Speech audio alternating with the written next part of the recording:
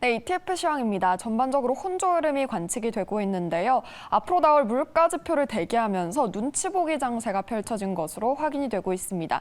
제한적인 등락폭을 보인 증시였는데요. 확인해 보도록 하겠습니다. 스파 ETF가 0.03%, QQQ ETF가 0.25%로 강보합세로 마쳤고요.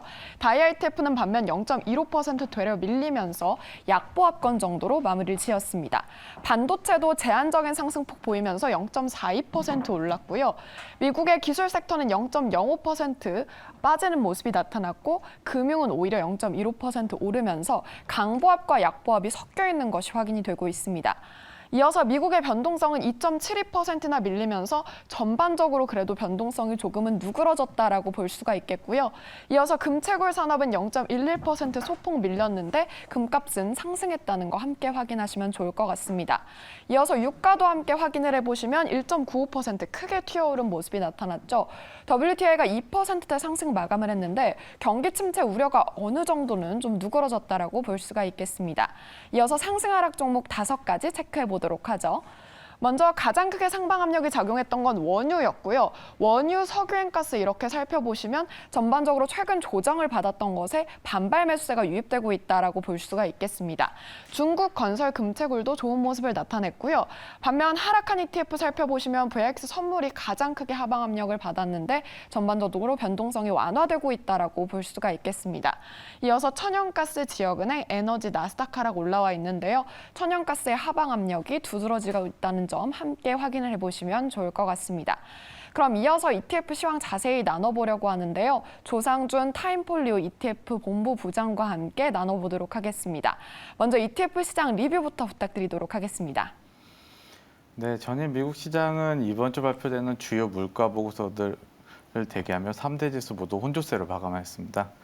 시장은 좀처럼 떨어지지 않는 인플레이션에 긴장감이 역력한 모습을 보였고 은행주가 소폭 상승했지만 미국 정부 부채 한도 상한 협상이 교착에 빠졌고 경기 침체에 대한 우려가 나오면서 증시는 혼조세를 보였습니다. 월스트리트 저널에 따르면 이코노미스트들은 미국 4월 CPI가 전월보다 0.4% 올라 전달에 0.1% 상승해서 상승률이 가파라졌을 것으로 예상하고 있습니다. 전년 대비로는 5% 올라 전달과 같은 수준을 보일 것으로 내다봤고 근원 CPI는 전월 대비 0.4% 오르고 전년 대비 5.5% 올라 전달의 상승폭에서 거의 변화가 없을 것으로 예상했습니다. 10일 나오는 CPI를 앞두고 인플레이션이 높은 수준을 유지할 경우 연준의 연내 금리 인하는 어렵다는 전망이 강화될 것으로 보이며 관망세는 지속되고 있습니다. 미국 의회의 부채 한도 상한을 둘러싼 우려도 시장의 불확실성을 높이는 요인으로 꼽히고 있습니다. 9일 조 바이든 미국 대통령과 케빈 메카시 하원 의장의 부채 한도 관련 회동을 앞두고 전날 제니 젤런 재무부 장관은 재차 디폴트 발생 가능성을 경고했습니다. 다만 공화당은 여전히 대규모 정부 지출 삭감을 전제 조건으로 내세우고 있어 부채 한도 상향 논의가 쉽지 않을 것이란 관측이 지배적입니다. 이달 초 백악관 경제자문위원회는 디폴트에 따른 경제적 피해 시나리오를 공개하고 장기화될 경우 증시가 45% 정도 폭락하고 일자리는 최대 830만 개가 사라질 수 있다고 추산하기도 했습니다. 반면 오늘 미국 국채금리는 고용 강세에 힘입어 상승했습니다.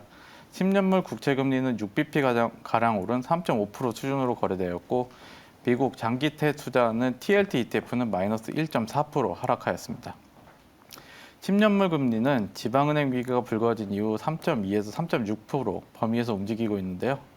아직은 경기 침체에 대한 우려도 가시지 않았다는 의미로 받아들일 수 있습니다.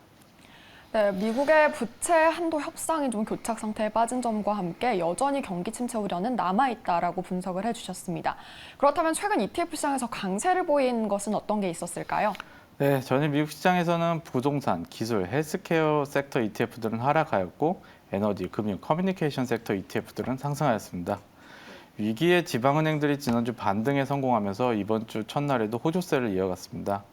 패그웨스트 뱅크오프는 플러스 3% 상승하였고 이런 분위기에 힘입어 대형은행인 시티그룹과 웰스파고, JP모건 체이스, 모건 스탠리 등도 강보합세를 보이며 금융주 ETF인 XLF가 플러스 0.3% 상승하였습니다. 또한 이번 주 실적 발표를 앞둔 월트 디즈니가 플러스 2%, 빠른 성과 계속 기대감에 워너브라더스가 플러스 4% 상승하며 커뮤니케이션 섹터 ETF인 XLC의 플러스 1.1% 상승을 이끌었습니다. AMD가 전일 급등하고 엔비디아 등 주요 반도체 기업들의 주가가 상승하면서 기술주가 전반적으로 하락하는 모습을 보이지만 필라델피아 반도체 지수에 투자하는 SOX는 플러스 0.4% 상승 마감하였습니다. 지난주 강한 고용지표 발표로 경기 침체 우려가 소폭 완화되면서 WTI 원유 가격을 추정하는 USO는 플러스 2% 상승하였고 더불어 휘발유 가격이 오를 것이라는 전망에 휘발유 가격에 투자하는 ETF인 UGA는 플러스 3% 상승 마감하였습니다. 또한 미국 내 가스시 추선이 지난 2월 이후 가장 큰 폭으로 감소했다는 소식에 그 소식이 천연가스 가격에 호재로 작용하면서 천연가스 ETF인 UNG가 5% 상승 마감하였습니다. 네, 커뮤니케이션 섹터와 에너지 섹터의 강세가 좀 두드러진다라고 짚어주셨는데요. 그렇다면 최근에 머니플로우가 활발했던 ETF도 함께 짚어주시죠. 네, 지난주 미국 3대 지수가 모두 4거래일 연속 하락한 후 금요일 반등했지만 전체적으로는 혼조세로 마무리되었습니다. 스파이가 마이너스 0.79% 하락, QQQ는 플러스 0.1% 상승, 다이아는 마이너스 1.26% 하락하였습니다. 지난 금요일 강한 반등이 있었지만 여전히 시장에서는 은행 건전성 문제와 경기 침체, 미 연준의 기준금리 추가 인상 가능성에 대해 우려하고 있는 모습을 보였습니다. 섹터별로 좀 자세히 살펴보면 경기 방어주로 꼽히는 유틸리티, 헬스케어 업종과 IT 업종만 소폭 상승하는 모습을 보였습니다. IT 섹터의 경우 주간 0.27% 상승했으며 전통적인 경기 방어주는 아니지만 최근 애플과 같은 빅테크 기업들이 어닝 서프라이즈를 보이며 상대적으로 안전한 투자처로 평가받으며 IT 섹터로 자금이 몰렸습니다. 한편 경유 수요 감소로 인해 철도와 도로, 해상에 걸쳐 교역량이 급감하며 화물 물동량이 급격히 줄어드는 화물 리세션 우려로 에너지 섹터가 주간 마이너스 5% 이상 하락하였으며 미디어 기업 파라마운트 글로벌의 실적 예상치를 밑돌고 2009년 이후 처음으로 배당금을 축소했다는 소식에 마이너스 27% 하락하며 커뮤니케이션 섹터의 마이너스 2.6%대 하락을 이끌었습니다. 금융 섹터 또한 연준의 금리 인상 이후 또 다른 지역은행이 무너질 수 있다는 우려가 커지면서 마이너스 2.5% 하락했습니다.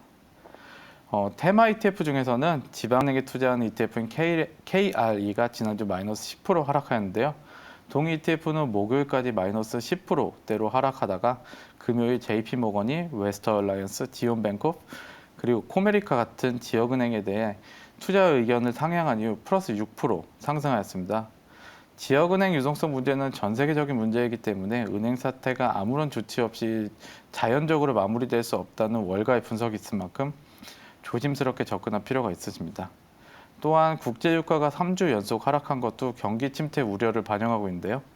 WTI 가격이 지난 한 주간 마이너스 7% 하락하면서 3월 하순 이후 처음으로 배럴당 70달러 밑으로 떨어졌고 원유에 투자하는 USO ETF는 지난주 마이너스 6.6% 하락하였습니다.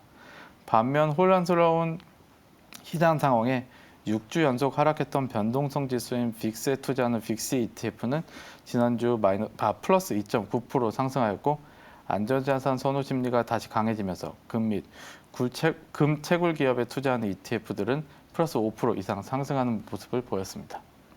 네, 아무래도 경기 침체 우려가 여전히 남아있다 보니까 금채굴이라던가 경기 방어주 성격이 올랐다는 점 짚어주셨습니다.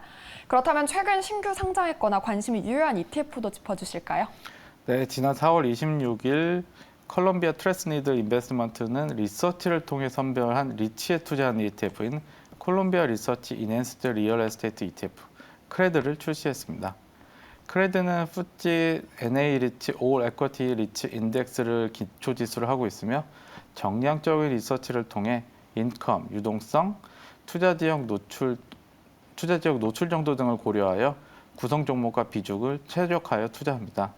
크레드는 주식과 채권과의 상관계수가 낮은 부동산에 투자하여 분산 투자 효과를 누릴 수도 있으며 물가 방어 효과를 동시에 누릴 수 있습니다. 일관성 있는 배당금을 지급하는 것도 장점으로 꼽힐 수 있는데요. 총보수는 0.33% 수준이고 평균 부동산 ETF 총보수는 0.47%에 비하면 조금 저렴한 편입니다. 네, 이렇게 부동산 투자에 관심이 있다면 크레드에도 관심 가져보시면 좋을 것 같습니다. 지금까지 조상준 타임폴리오 자산용 ETF 본부 부장과 함께 ETF 시황 알아봤습니다. 부장님 고맙습니다. 지금까지 ETF 시황이었습니다.